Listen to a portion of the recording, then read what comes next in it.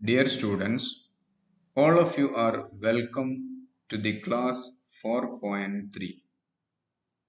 Class 4.3 deals with net operating income theory of capital structure. In the last class, we learned about net income theory of capital structure. Net income theory was propounded by David Durant.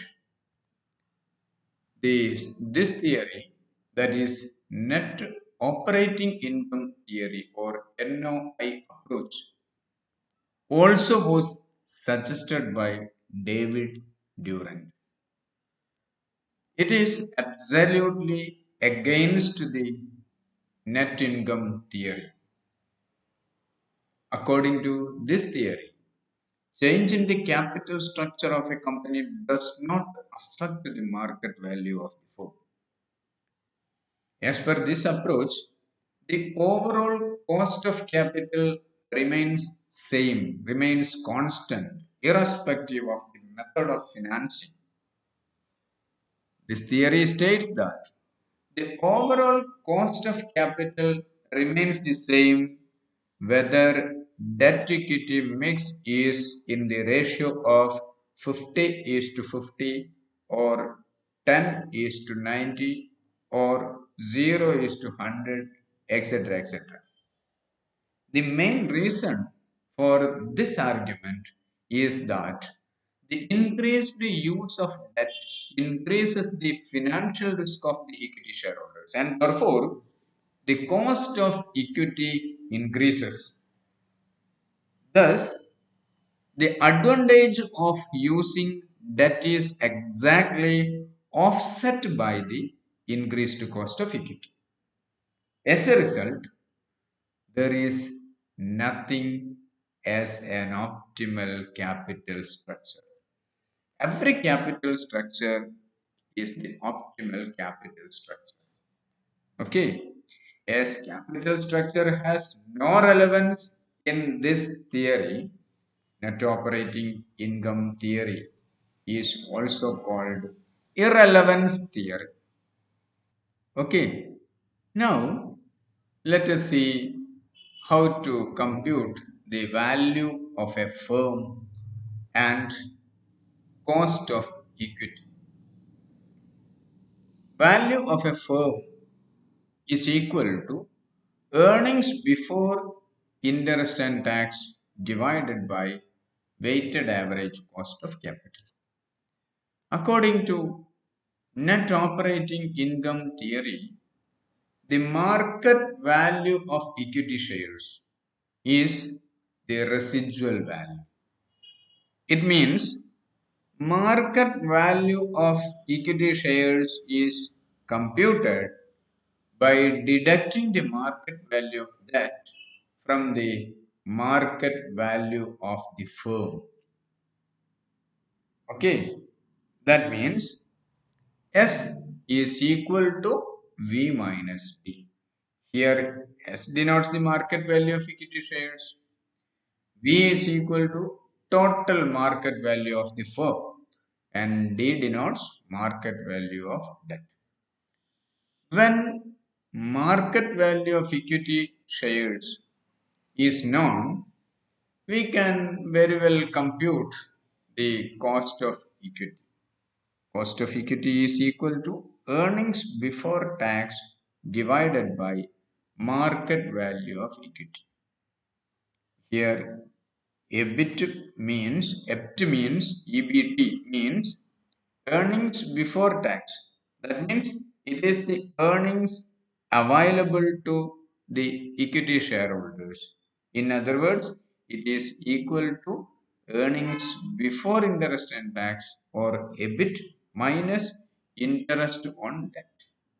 Okay, then we can try to solve a problem. A company expects a net operating income of rupees 1 lakh. It has rupees 5 lakh 6% debentures. The overall capitalization rate is 10%. Calculate the value of the firm and the equity capitalization rate according to net operating income approach. B. If the debenture that is increased to rupees 7,50,000, what will be the effect on the value of the firm and the equity capitalization rate?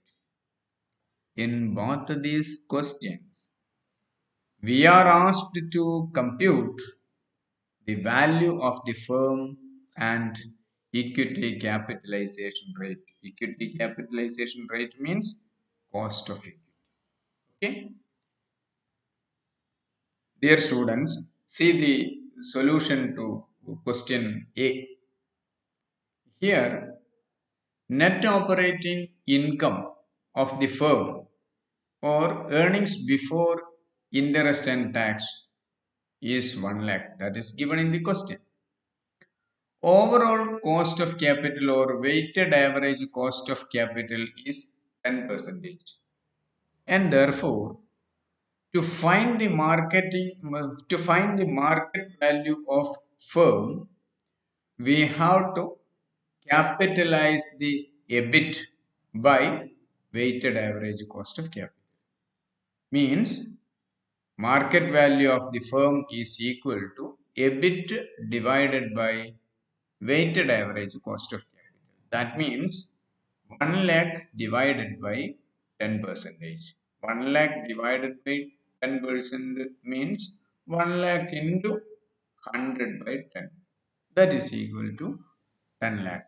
This is the total value, total market value of the firm. Okay. So, to compute the market value of equity, we have to deduct the market value of debt from the market value of the firm.